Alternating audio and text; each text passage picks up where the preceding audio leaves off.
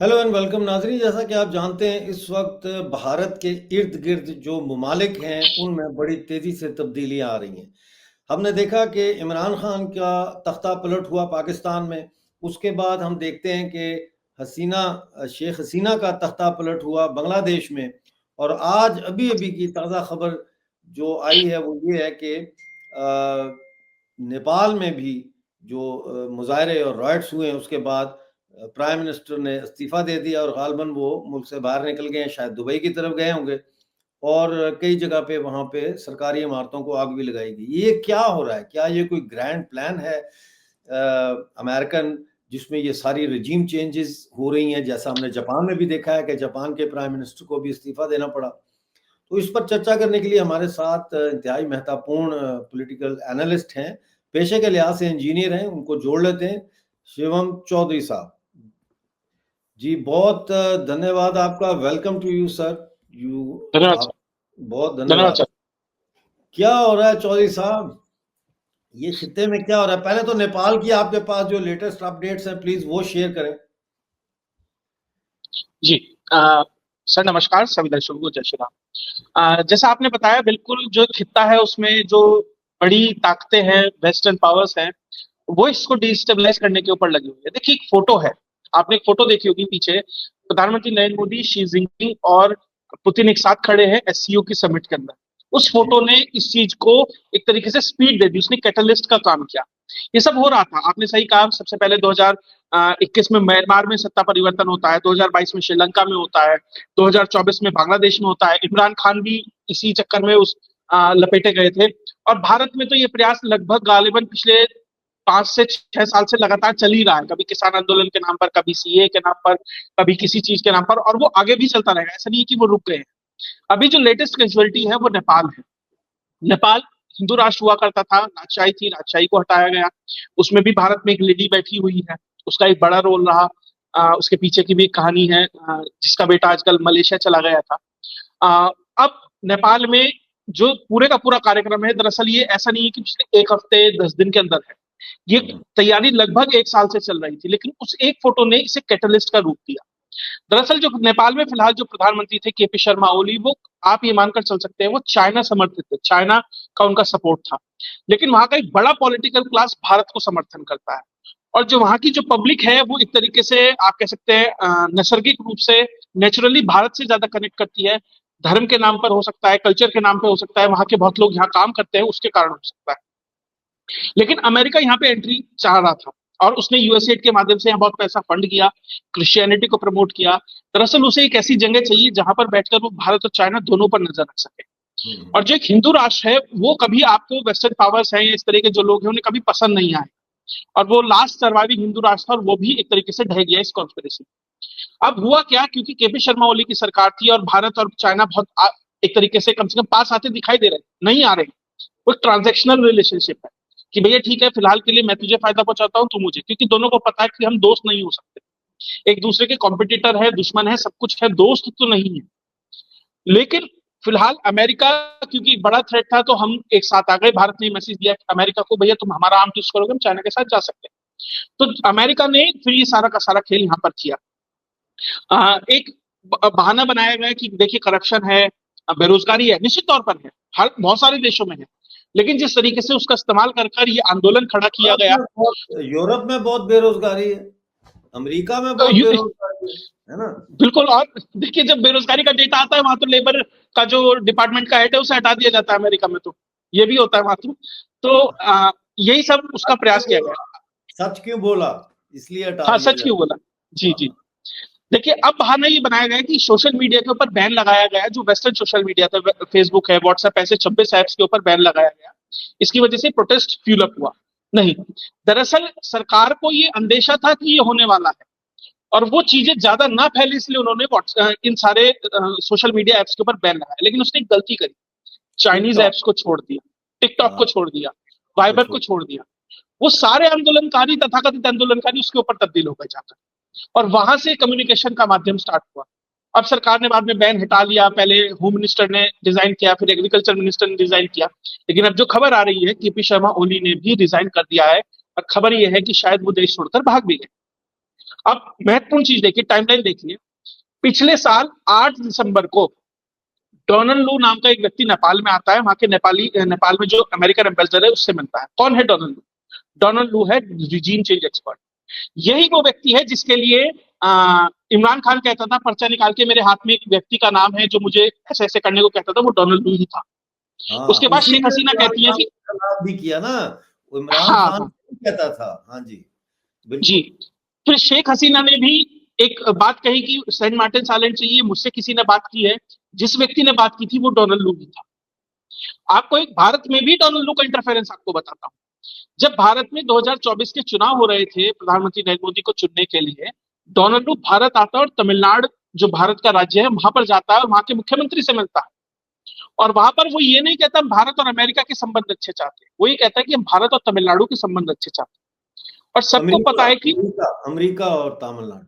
हाँ, अमेरिका और तमिलनाडु, आपकी जगह हाँ। अगर कुछ गलत है, अमेरिका और तमिलनाडु के संबंध अच्छे चाहते हैं। यानी कि किस तरीके से उत्तर वर्सेस दक्षिण करने का भारत में भी प्रयास है।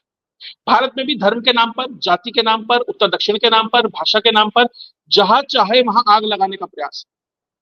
अब नेपाल में भी वो डोनाल्ड लू व्यक्ति पाया जाता है। 8 दिसंबर को उसकी मुलाकात होती है। उसके बाद आप देखिए किस तरीके से ये कार्यक्रम चल रहा है। इसके अलावा इसी साल अगस्त में अमेरिका के मालवाहक जहाज C-130J हरक्यूलिस काठमांडू के अंदर उतरता है। इसी साल 13 जुलाई को इंग्लैंड और अमेरिका के जहाज वहां पर उतरते हैं। यानी कि कोई ना कोई बहुत ज्यादा मूवमेंट थी वहां पर, अमेरिका का बहुत ज्यादा इंटरफेरेंस था वहां पर। उसने एक तरीके से बचा के रखा हुआ था कि जब समय आएगा तब कुछ करूंगा, वो मैसेज दिया भारत और चाइना। अभी और जिस व्यक्ति का नाम मसला ये भी है कि जो डिप्लोमेटिक बैग्स होते हैं उनकी तलाशी नहीं ले सकते आप। नहीं ले सकते, ये पता नहीं है कि उन डिप्लोमेटिक बैग में कितना डॉलर आया नेपाल में इस आंदोलन को फाइनेंस करने के लिए, ये भी तो एक बात है। बिल्कुल। देखिए उसके अलावा और कुछ होता है। मान लीजिए आप एयरपोर्ट पे उतर रहे हैं, आप कॉम्प्रोमाइज कर लीजिए 4-5 अधिकारियों को, पैसा दे दीजिए, उसके बाद आप जो चाहे कहीं भी ले जा सकते हैं। और अमेरिका के लिए नेपाल जैसे गरीब देश के अंदर ये करना बहुत मुश्किल काम तो नहीं है। अभी जो जिस व्यक्ति का नाम चल रहा है कि अंतरिम प्रधानमंत्री बनाया जाए, देखिए नेपाली कांग्रेस में से कोई नहीं बन रहा है, जो कम्युनिस्ट है उनमें से कोई नहीं बन रहा है, पुष्प कुमार दहल के कैंप से कोई नहीं बन रहा, केपी शर्मा ओली के कैंप से कोई नहीं बन रहा, कोई नहीं बन रहा अंतरिम प्रधानमंत्री। अंतरिम प्रधानमंत्री के लिए नाम किसका चल रहा है? बालेंद्र शाह। ये बालेंद्र शाह कौन है? अंतरिम प्रधानमंत्री का मतलब है ट्रांजिशनल प्राइम मिनिस्टर। ट्रांजिशनल, हाँ, जब तक एक गवर्नमेंट नहीं आ जाती, चुनी हुई एक इलेक्टेड हाँ, गवर्नमेंट नहीं आ जाती, जैसे इंटरिम प्राइम यूनुस मिनिस्टर। है, जैसे इन्होंने यूनुस को बनाया है। हाँ हाँ, यूनिस, देखिए नेपाल का नया यूनिस कौन होगा मैं वो बता देता हूँ। नेपाल जी का जी। नया यूनिस है बालेंद्र शाह। काठमांडू का मेयर है, इंडिपेंडेंटली जीता हुआ है। पहले ये एक रैपर था, गाना गाता था, और वहां से इसे प्रमोट किया गया। आप देखिए इस यूक्रेन में जेलेंस्की कौन था? कॉमेडियन। उसे बनाया गया ना, अमेरिका ने पहले उसे तैयार किया, उसकी एक पब्लिक इमेज तैयार की, एक पब्लिक फिगर, ताकि उसे यूक्रेन में हर कोई जाने। उसके शोज हिट हुए, उसके बाद उसे उसका चेहरा बनाया गया, कॉम्प्रोमाइज फिगर। कोई पॉलिटिकल एक्सपीरियंस नहीं है, कुछ नहीं है, ऐसे ही यहाँ पर आपने एक रैपर को प्रमोट किया। और फरवरी 2024 में इससे अमेरिका का एम्बेसडर भी मिला था, उसकी मुलाकात भी इससे होती है। उसके बाद इसे प्रमोट किया जाता है, एक फिनोमिनन क्रिएट किया जाता है, बालन इफेक्ट कहा जाता है उसे, पूरे के पूरे नेपाल में उसे तैयार किया गया। अब ये हो गया है तो उन्हें कोई एक पॉलिटिकल क्लास में से नहीं चाहिए कोई व्यक्ति, क्योंकि कोई चाइना का समर्थित होगा, कोई भारत का समर्थित होगा, एक थर्ड व्यक्ति को लेके आए हैं जिसका नाम बालेन शाह है। अब संभावना ये है कि शायद वो अंतरिम सरकार को वो प्रमोट कर सके, आगे चला सके। और देखिए पूरे आंदोलन का नाम क्या रखा? जेनजी, युवाओं को आगे रखा। और यानी आपने एक 26 ईयर ओल्ड से नीचे की हाँ जनरेशन हाँ को उन्होंने हाँ, किया। ठीक है। उसे प्रमोट किया और उसी से कनेक्ट करता हुआ एक व्यक्ति को लाके अब वो इंटरिम प्राइम मिनिस्टर बना रहे, ताकि उससे कनेक्ट कर सके। ये ना कह सके भाई ये तो बुढ़ा है, बहुत इसका राजनीतिक जीवन है, कोई बैगेज ना हो जिसके, जिसपे छात्र सवाल ना उठा सके। ये सब किया गया। और दूसरी चीज, जो ये सब हो रहा है अभी, इसमें फायरिंग हुई, सब कुछ हुआ क्योंकि प्रोटेस्ट चल रहा था, 19-20 लोग इसके अंदर मारे गए। अभी इसमें जो मेरी जानकारी निकल के आ रही है वो ये है कि जिस तरीके से बांग्लादेश के अंदर जब प्रोटेस्ट हो रहा था तो उसमें फायरिंग हुई थी, तो उसमें सामने ये निकल के आया था दरअसल वो सरकार की तरफ से प्रोटेस्ट के ऊपर फायरिंग नहीं हुई थी, वो जमात के लोग थे उसके अंदर। जी हाँ, बिल्कुल। अब हाँ, अभी भी जो हुआ है जानकारी ये निकल के आ रही है, नेपाली गवर्नमेंट ने कोई भी फायरिंग नहीं करवाई है। इसमें जो आईएसआई समर्थित एलईटी और जेएमएम जैसे लोगों के जो हैंडलर्स हैं, जो लोग हैं, वो भीड़ का हिस्सा बनकर वो फायरिंग करवाते हैं ताकि जो एक ब्लडी रिवोल्यूशन क्रिएट किया जा सके। और जब लोग मर जाते हैं ना, आप कितना भी कहते रहे नहीं सरकार ने नहीं चलाया, ये सबूत है वो सबूत है, एक बार गोली बैरल से निकल गई ना, तो बात आपके हाथ से भी निकल, उसके बाद आप युवाओं को नहीं समझा सकते, भीड़ को नहीं समझा सकते, वो भी तब जब आपने सोशल मीडिया बैन किया हो। आप किस तरीके से कम्युनिकेट करेंगे? आप 50% को कम्युनिकेट कर देंगे, 50% मान जाएंगे, लेकिन लाखों की भीड़ में फिर भी 50% रह जाएंगे जो लाखों में होते हैं, उन्हें कैसे संभालेंगे आप? वही चीजें यहां पर हुई है। और भारत में बार बार मल्टीपल तौर पर, देखिए मेरा चैनल है शिवम चौधरी ऑफिशियल, मैंने इसके ऊपर एक डिटेल्ड वीडियो भी बनाया कि भारत में छोटे छोटे ऐसे बहुत सारे इवेंट्स फिलहाल भी पैरेलली चल रहे हैं, जिनको ये प्रयास है कि इनमें से कोई एक रिजीम चेंज के लिए काम आ सकता है। नेपाल और भारत में अंतर यह है, बांग्लादेश भारत में अंतर यह है कि एक होमोजीनियस सोसाइटी, एक ही तरह की भाषा है, एक ही तरह के लोग हैं, एक ही तरह का पहनावा है, तो एक मुद्दा पूरे के पूरे देश को इन्फ्लुएंस कर सकते हैं एक मुद्दे से। भारत में क्या है, पंजाब में क्या चल रहा है तमिलनाडु वाले को नहीं पता, केरल में क्या चल रहा है अरुणाचल वाले को नहीं पता, भाषा अलग, जरूरतें अलग, मुद्दे अलग। तो आप एक पैन इंडिया कोई एक मुद्दा नहीं क्रिएट कर सकते जिससे आप मोदी सरकार गिरा सकते हैं, लेकिन आप नेपाल में कर सकते हैं, बांग्लादेश में कर सकते हैं, श्रीलंका में कर सकते हैं, मालदीव में कर सकते हैं, लेकिन भारत में इसलिए इनके साथ दिक्कत है। फिलहाल आप ये मान कर देखिए, लेकिन आज भी नेपाल में सबसे ज्यादा इंफ्लुएंस अगर किसी एक देश का है तो वो भारत का। भारत आज भी, क्योंकि आप नेपाल में जाएंगे, अगर नेपाल में भारत के दूतावास, भारत का जो एम्बेसी है उसको देखेंगे ना, सबसे बड़ा जगह है। और आज भी नेपाल में कोई घटनाक्रम होती है, पहले भारतीय एम्बेसी की तरफ देखा जाता है। अब सवाल यह है कि भारत ने इस चीज को रोका क्यों नहीं? भारत दरअसल अमेरिका के साथ एक डायरेक्ट कन्फ्रंटेशन नहीं चाहता, वो एक रिस्ट्रेंट लगाए हुए है कि किसी तरीके से मामला सुलझ जाए, लेकिन अमेरिका धीरे धीरे आर्म ट्विस्ट कर रहा है। अब भारत और अमेरिका के जहां आज रिलेशन है, अभी और डाउन साउथ जाएंगे और खराब होंगे, और उसकी शुरुआत आप नेपाल से होते देख सकते हैं। तो अभी बहुत कुछ होना है, बहुत कुछ पीछे चल रहा है, और शायद कल इसीलिए प्रधानमंत्री ने जो ब्रिक्स की मीटिंग होनी थी वर्चुअल समिट, उसमें हिस्सा भी नहीं लिया था, क्योंकि जब आपके लिए इतनी डिप्लोमेटिक सिचुएशन क्रिएट हो रही हो, आपके लिए नेशनल सिक्योरिटी का इशू आपके बॉर्डर के ऊपर बना हो, तो प्रधानमंत्री ने उससे ज्यादा मुझे लग रहा है नेपाल के ऊपर उनकी नजर थी, इसलिए वो चीजें उसमें लगे हुए थे। हाँ, नेपाल में बहुत कुछ है, अभी बहुत कुछ होना जी। ये जो राहुल गांधी साहब मलेशिया गए हैं कहा जाता है, और कुछ कहते हैं जी मलेशिया का नाम है, कहीं और गए हैं, इसके ऊपर कोई आप थोड़ी सी टिप्पणी दें हमारे दर्शकों को। जी देखिए, राहुल गांधी मलेशिया गए थे, अब तो आ गए, क्योंकि आज वाइस प्रेसिडेंट का इलेक्शन है, तो वहां पे वोटिंग हो रही है। वो अभी लेटेस्ट दिल्ली में दिखाई दे गए, इसका मतलब मलेशिया से तो वापस आ गए हैं, लेकिन मलेशिया गए। देखिए, जो फोटो उनकी तरफ से रिलीज हुई थी, मैं इसलिए कह रहा हूं क्योंकि 99% संभावना ये है कि फोटो उन्हीं की तरफ से रिलीज हाँ जी, ये हुई। कहा जा रहा है इन्होंने खुद लीक की है वो। हाँ, तो खुद ही लीक किया है। उसके दो कारण हैं, एक तो ये दिखाने के लिए कि भैया देखो, मैं मलेशिया में छुट्टी मना रहा था, मैं किसी से मिलने नहीं गया था, एक वो आपको फसाड क्रिएट करना। दूसरा संभावना ये है कि ये दिखाने के लिए कि भैया मैं तो मलेशिया में था, लेकिन असल में वहां से वो कहीं और गए थे। और जिस आइलैंड पे उनका रहने की बात चल रही है कि वो लंकावी कोई आइलैंड है, वहां पर वो थे, वहां पर इस समय जाकिर नाइक भी है, इस समय जॉर्ज सोरोस का बेटा एलेक्स सोरोस भी है, और उसी रीजन के अंदर जो आसियान समिट होने वाली है, वो भी आसियान समिट भी उसी के आसपास कहीं होने वाली है, और डोनाल्ड ट्रंप और वो सब भी वहां पहुंचने वाले हैं। और कभी कोई इतनी बड़ी समिट होती है, उससे पहले बहुत सारे डिप्लोमेटिक लोग पहुंचते हैं, इंटेलिजेंस के लोग पहुंचते हैं, सिक्योरिटी सर्विसेज के लोग पहुंचते हैं, तो बहुत सारा कम्युनिकेशन हो सकता है उसकी आड़ में। तो वही, और देखिए जहां लंकावी आइलैंड जहां बात हो रही है, कोई बहुत बड़ा टूरिस्ट डेस्टिनेशन नहीं है, बहुत लोग जाते भी नहीं है, लेकिन कनेक्टिविटी बहुत अच्छी है, क्योंकि वहां पे इसी तरह के सारे काम होते हैं। मैं ये नहीं कह रहा राहुल गांधी ये करने गए थे, लेकिन मैं नहीं बता नहीं, रहा हूँ कि वो डेस्टिनेशन किस लिए हाँ मशहूर है, मैं तो वो बात बताई। बिल्कुल। तो इसलिए सवाल निश्चित तौर पर उठते हैं। देखिए, इसमें कभी कांग्रेस की है, उसे आके क्लैरिफाई करना चाहिए ना, कि नहीं नहीं राहुल गांधी तो इसलिए गए थे। अब सस्पिशन तो वो क्रिएट कर रहे हैं। और खबर तो ये भी है, नेशनल पार्टी की आईटी सेल की महिला हेड भी वहां पहुंची है मलेशिया में। तो बहुत सारे कोइंसिडेंसेस हो रहे हैं, उन्हीं के ऊपर सवाल पूछा जा रहा है। पार्टी और राहुल गांधी का दफ्तर अगर उस पर क्लैरिफिकेशन दे दे, फिर क्या दिक्कत है? लेकिन अच्छा, यहाँ पे एक और चीज़ भी सामने आ रही है जो रेयर अर्थ मिनरल्स के हवाले से है। कि अमेरिका जो है वो हर उस जगह पे अपना पाँव डालने की कोशिश कर रहा है जहाँ रेयर अर्थ मिनरल है। इसी हवाले से बलूचिस्तान जो इस वक़्त पाकिस्तान के कब्ज़े में है, जहाँ पे बहुत बड़ी आज़ादी की लड़ाई लड़ी जा रही है। तो इस पूरी जो ये रेजीम चेंज हो रही है और अमेरिका जो घुसने की कोशिश कर रहा है, इसमें आप बलूचिस्तान को कहाँ देखते हैं? देखिए, सबसे पहली बात आपने बिल्कुल बहुत सही तरीके से उसे पिक्चराइज़ किया कि पाकिस्तान ऑक्यूपाइड बलूचिस्तान, पाकिस्तान ने निश्चित तौर पर ऑक्यूपाइड किया हुआ। पाकिस्तान कितना है? 70-75 साल, 78 साल पुराना। बलूचिस्तान 10,000 साल पुराना।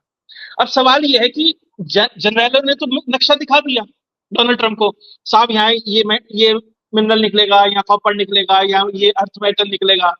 लेकिन जब वहां कंपनी जाएगी उसके एक्सट्रैक्शन के लिए, तब बलोची क्या करेंगे उनके साथ? अब सही बात है। डोनाल्ड डोनाल्ड सही। ट्रंप को थोड़ी पता है वहां क्या होने वाला है। और क्या? मान लो वहां कोई कंपनी एबीसी कोई कंपनी जा रही है एक्सट्रैक्शन के लिए, आप ये हाँ। बताइए वो इंश्योरेंस लेके तो जाएगी, इंश्योरेंस कॉस्ट क्या पहुंच जाएगी उसकी?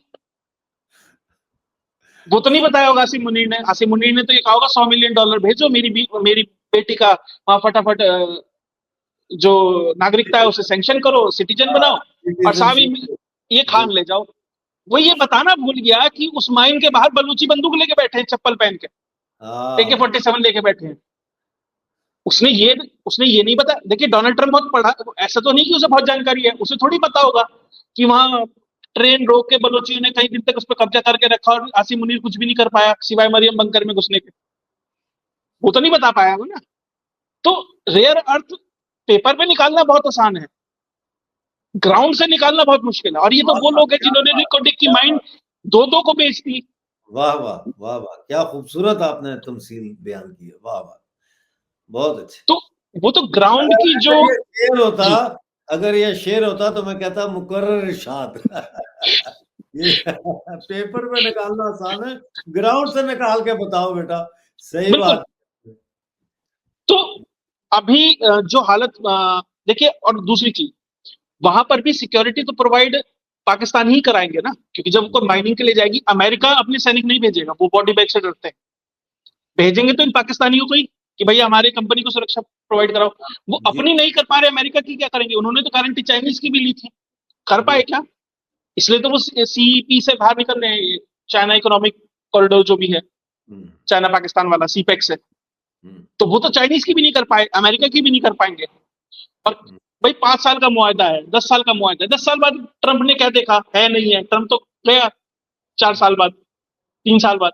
तो ठीक है, अच्छा है, ऑप्टिक्स बनाने के लिए, दिखाने के लिए ट्रंप अपनी पब्लिक को खुश कर रहा है कि भैया वहां से रेयर अर्थ आ गए। पाकिस्तानी अपनों को खुश कर रहे हैं कि देखो अमेरिका से डील हो गई है भारत के खिलाफ। सब ऐसे ही, कुछ नहीं है, आके वहीं खड़े होना है। ना बलोची निकालने देंगे, इनके लोग मरेंगे, और कुछ नहीं होगा। जी। बहुत शुक्रिया चौधरी साहब हमारे साथ जुड़ने का। थैंक यू वेरी मच, और उम्मीद है कि आइंदा भी आप हमारे साथ जुड़ेंगे। बिल्कुल सर। बहुत आपका धन्यवाद है। Thank you for joining sir.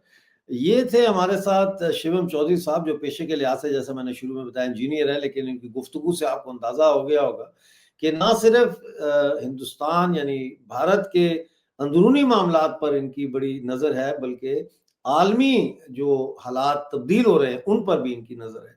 चाहे पाकिस्तान हो, बांग्लादेश हो, अमेरिका हो, और उसी हवाले से ग्लोबल इकोनॉमिक क्राइसिस के ऊपर भी इनकी बड़ी ठीक ठाक जानकारी है। ये आज हमारे शो में पहली दफ़ा आए हैं, लेकिन ये आखिरी दफ़ा नहीं होगा। आइंदा भी इनको हम दावत देंगे ताकि आपके सामने ये अपने ख्यालात का इजहार करें। बहुत शुक्रिया हमारे साथ जुड़ने का। मिलते हैं अगले शो में, उस वक्त तक के लिए मुझे इजाज़त दीजिए।